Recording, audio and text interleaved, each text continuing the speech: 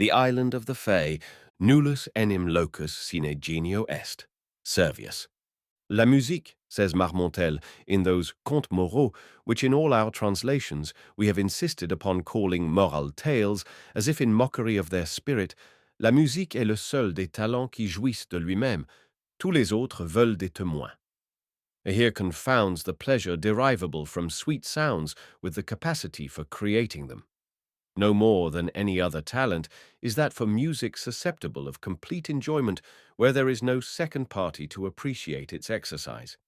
And it is only in common with other talents that it produces effects which may be fully enjoyed in solitude. The idea which the raconteur has either failed to entertain clearly or has sacrificed in its expression to his national love of point is, doubtless, the very tenable one that the higher order of music is the most thoroughly estimated when we are exclusively alone. The proposition, in this form, will be admitted at once by those who love the lyre for its own sake and for its spiritual uses. But there is one pleasure still within the reach of fallen mortality, and perhaps only one, which owes even more than does music to the accessory sentiment of seclusion. I mean the happiness experienced in the contemplation of natural scenery. In truth, the man who would behold aright the glory of God upon earth must in solitude behold that glory. To me, at least, the presence, not of human life only, but of life in any other form than that of the green things which grow upon the soil and are voiceless, is a stain upon the landscape, is at war with the genius of the scene. I love, indeed, to regard the dark valleys and the grey rocks, and the waters that silently smile, and the forests that sigh in uneasy slumbers, and the proud, watchful mountains that look down upon all. I love to regard these as themselves but the colossal members of one vast animate and sentient whole, a whole whose form, that of the sphere, is the most perfect and most inclusive of all, whose path is among associate planets, whose meek handmaiden is the moon, whose mediate sovereign is the sun, whose life is eternity, whose thought is that of a god, whose enjoyment is knowledge, whose destinies are lost in immensity, whose cognizance of ourselves is akin with our own cognizance of the animalculae which infest the brain, a being which we, in consequence, regard as purely inanimate and material, much in the same manner as these animalculae must thus regard us. Our telescopes and our mathematical investigations assure us on every hand, notwithstanding the cant of the more ignorant of the priesthood, that space, and therefore that bulk, is an important consideration in the eyes of the Almighty. The cycles in which the stars move are those best adapted for the evolution, without collision, of the greatest possible number of bodies.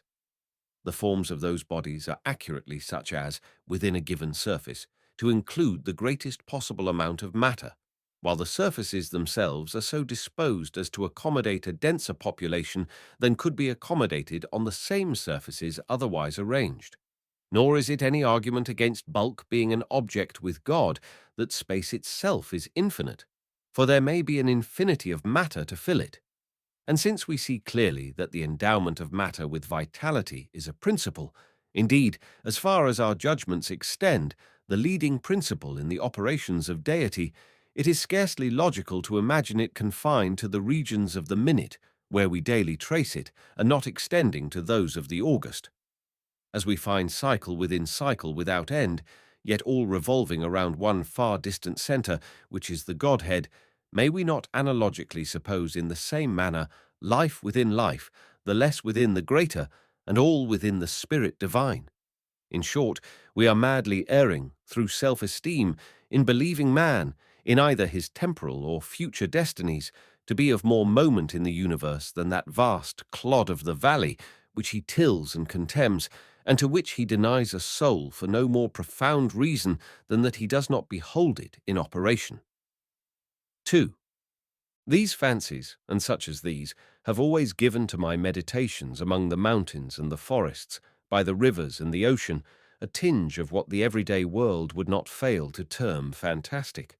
My wanderings amid such scenes have been many and far-searching, and often solitary, and the interest with which I have strayed through many a dim, deep valley, or gazed into the reflected heaven of many a bright lake, has been an interest greatly deepened by the thought that I have strayed and gazed alone. What flippant Frenchman was it who said in allusion to the well-known work of Zimmermann that la solitude est une belle chose? Mais il faut quelqu'un pour vous dire que la solitude est une belle chose? The epigram cannot be gainsaid, but the necessity is a thing that does not exist. It was during one of my lonely journeyings, amid a far distant region of mountain locked within mountain, and sad rivers, and melancholy tarn writhing or sleeping within all, that I chanced upon a certain rivulet and island. I came upon them suddenly in the leafy June, and threw myself upon the turf beneath the branches of an unknown odorous shrub, that I might doze as I contemplated the scene. I felt that thus only should I look upon it. Such was the character of phantasm which it wore. On all sides, save to the west, where the sun was about sinking, arose the verdant walls of the forest. The little river, which turned sharply in its course and was thus immediately lost to sight, seemed to have no exit from its prison, but to be absorbed by the deep green foliage of the trees to the east, while in the opposite quarter, so it appeared to me as I lay at length and glanced upward, there poured down noiselessly and continuously into the valley a rich golden and crimson waterfall from the sunset fountains of the sky. About midway in the short vista which my dreamy vision took in, one small circular island, profusely verdured, reposed upon the bosom of the stream. So blended bank and shadow there, that each seemed pendulous in air. So mirror-like was the glassy water, that it was scarcely possible to say at what point upon the slope of the emerald turf its crystal dominion began. My position enabled me to include in a single view both the eastern and western extremities of the islet, and I observed a singularly marked difference in their aspects. The latter was all one radiant harem of garden beauties. It glowed and blushed beneath the eyes of the slant sunlight, and fairly laughed with flowers. The grass was short, springy, sweet-scented, and asphodel interspersed.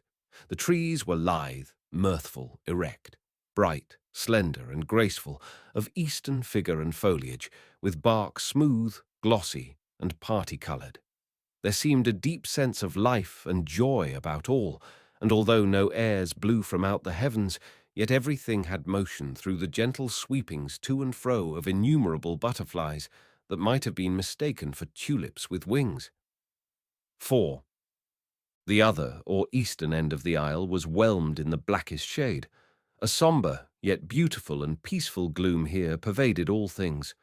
The trees were dark in colour and mournful in form and attitude, wreathing themselves into sad, solemn, and spectral shapes that conveyed ideas of mortal sorrow and untimely death.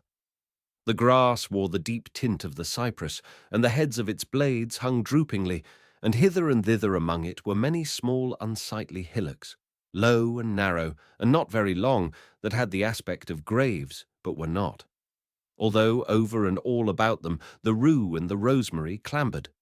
The shade of the trees fell heavily upon the water, and seemed to bury itself therein, impregnating the depths of the element with darkness. I fancied that each shadow, as the sun descended lower and lower, separated itself sullenly from the trunk that gave it birth, and thus became absorbed by the stream, while other shadows issued momently from the trees, taking the place of their predecessors thus entombed. This idea, having once seized upon my fancy, greatly excited it, and I lost myself forthwith in reverie. If ever island were enchanted, said I to myself, this is it. This is the haunt of the few gentle fays who remain from the wreck of the race. Are these green tombs theirs, or do they yield up their sweet lives as mankind yield up their own? In dying, do they not rather waste away mournfully, rendering unto God, little by little, their existence, as these trees render up shadow after shadow, exhausting their substance unto dissolution? What the wasting tree is to the water that imbibes its shade, growing thus blacker by what it preys upon, may not the life of the Fay be to the death which engulfs it? As I thus mused, with half-shut eyes, while the sun sank rapidly to rest, and eddying currents careered round and round the island, bearing upon their bosom large, dazzling, white flakes of the bark of the sycamore, flakes which, in their multiform positions upon the water, a quick imagination might have converted into anything it pleased. While I thus mused, it appeared to me that the form of one of those very fays about whom I had been pondering made its way slowly into the darkness from out the light at the western end of the island. She stood erect in a singularly fragile canoe, and urged it with the mere phantom of an oar, while within the influence of the lingering sunbeams her attitude seemed indicative of joy. But sorrow deformed it as she passed within the shade. Slowly she glided along, and at length rounded the islet and re-entered the region of light. The revolution, which has just been made by the FAY, continued I musingly, is the cycle of the brief year of her life. She has floated through her winter and through her summer. She is a year nearer unto death, for I did not fail to see that, as she came into the shade, her shadow fell from her and was swallowed up in the dark water, making its blackness more black. And again the boat appeared and the FAY, but about the attitude of the latter there was more of care and uncertainty and less of elastic joy. She floated again from out the light and into the gloom, which deepened momently, and again her shadow fell from her into the ebony water and became absorbed into its blackness. And again she made the circuit of the island, while the sun rushed down to his slumbers, and at each issuing into the light there was more sorrow about her person, while it grew feebler and far fainter and more indistinct, and at each passage into the gloom there fell from her a darker shade, which became whelmed in a shadow more black. But at length, when the sun had utterly departed, the FAY, now the mere ghost of her former self, went disconsolately with her boat into the region of the ebony flood, and that she issued thence at all I cannot say, for darkness fell over all things, and I beheld her magical figure no more.